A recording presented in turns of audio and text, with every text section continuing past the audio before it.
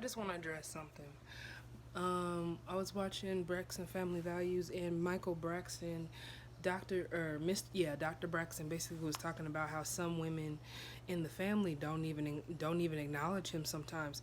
And here's the thing, though, it's not like they don't love you, but when you are a father and you make them do this, that, and the third, and you're supposed to uphold a situation and live up to a certain standard, and they see you mistreat their mother, why would you expect a birthday card or anything like that? It's just like my dad. He said the same shit to me not too long ago. I love him.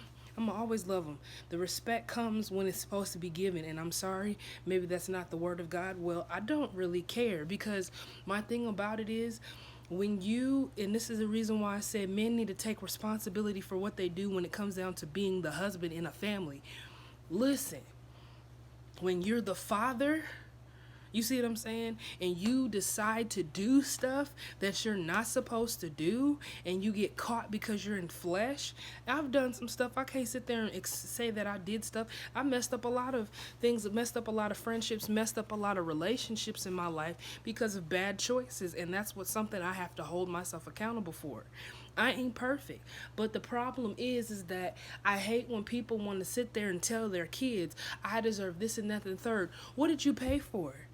Because my thing is, you don't get a Father's Day or a birthday card, and this is not at Dr. Braxton, this is at towards my dad. You don't get a birthday card or anything in between if you have caused my parent some pain. The fact that only reason why she got a certain amount of money, had to move to Terre Haute, had to do all this other stuff, go through hell with her family members, go through cancer, have a stroke at almost at 56, and now I have to pick up the pieces and she has to pick up the pieces. Nobody protects us. We're in the process where we live in Indianapolis, but don't nobody want to be bothered with us. And I got family in Terre Haute.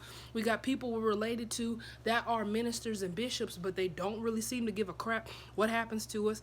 The fact that I got family in freaking New York, they don't ever call me for anything. I shouldn't have to call them when I need something. You should just call me because I'm your granddaughter. Period. I've called them.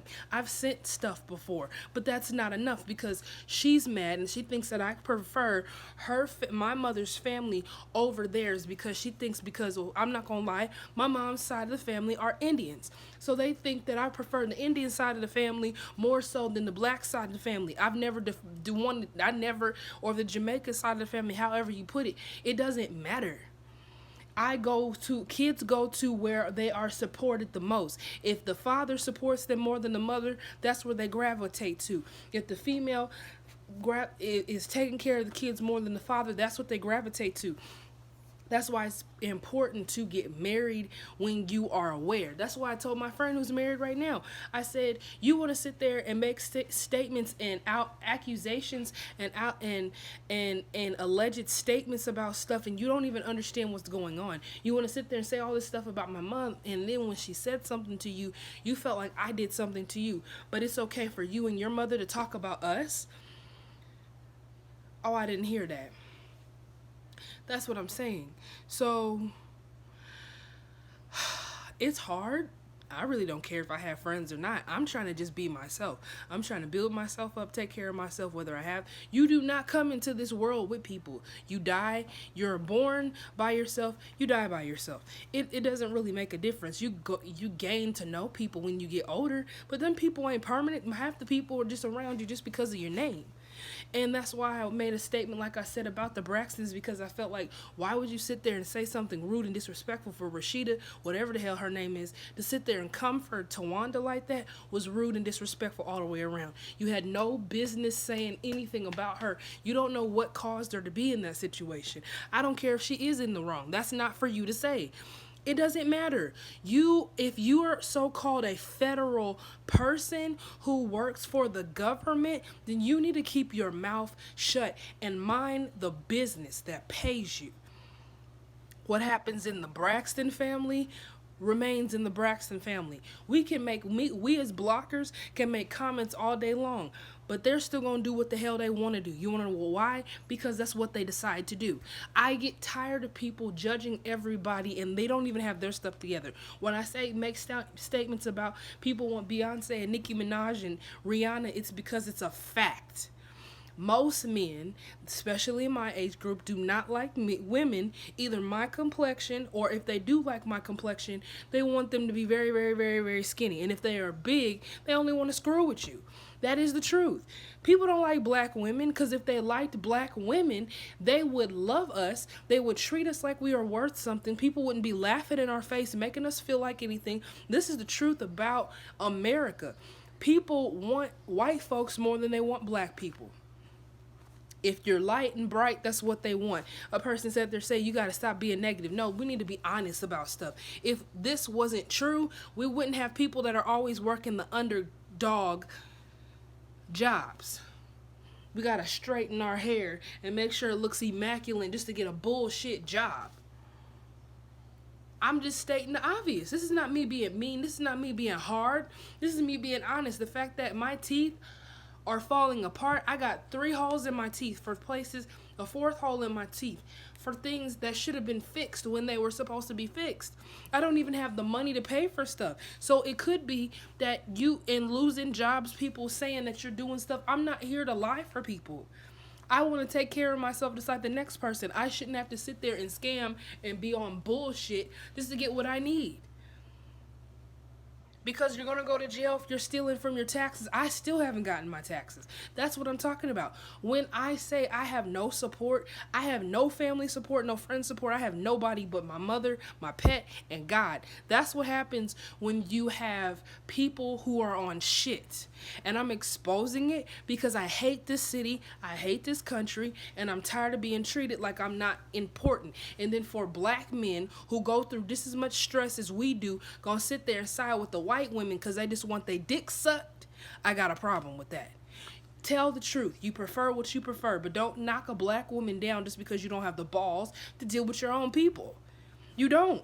You just think that people are like this. It's nothing wrong with liking what you like. There's nothing wrong with it. It's a beautiful to love what you love and love differently. But don't put down somebody in the process of loving somebody different. Because now you look like the pathetic fool that you were before you got with that person.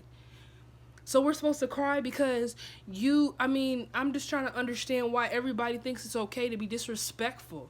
I just want to understand why the disrespect, why we always got to come for people just because we don't want to be honest that we don't like the color of our skin. We do everything we can to make it. We shame, and let's talk about it truthfully, black people. We shame, we disrespect, we overlook stuff. We side with the white folks when they'll still make you lose your job. They'll still do stuff and do all this other stuff. They'll sit there and be in a whole complex and still work with the white people just so they can keep their rent like $100 or less money, just so they don't have to worry about nothing.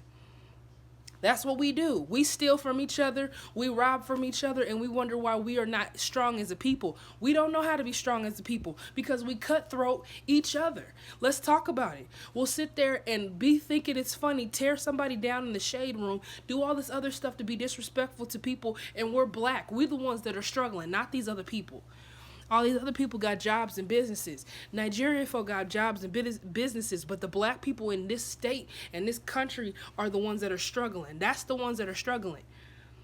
Let's be honest. The Nigerians and all of them, they're set. We don't have it. Why? Because we like to steal from each other. We are not honest with ourselves. We like to talk about people, and then when somebody actually looks decent, we put them down. Especially, let's talk about it, women. We are hateful at times. That is the truth. You don't like anybody that's different, and in the moment that you have female friends, you got the nerve to call her a hoe. Why? So what if she has male friends? That business is not paying you. You mind the business that pays you. That's what I'm saying. Why everybody got all these things to say? You don't even know shit about anybody, but you're too busy putting your mouth in things that don't have anything to say. Rashida, leave Tawanda alone. You think that you're the shit just because you have something. You're a government person. Guess what? You know you could lose your job right now for attacking somebody, and you have a state job. You're an idiot.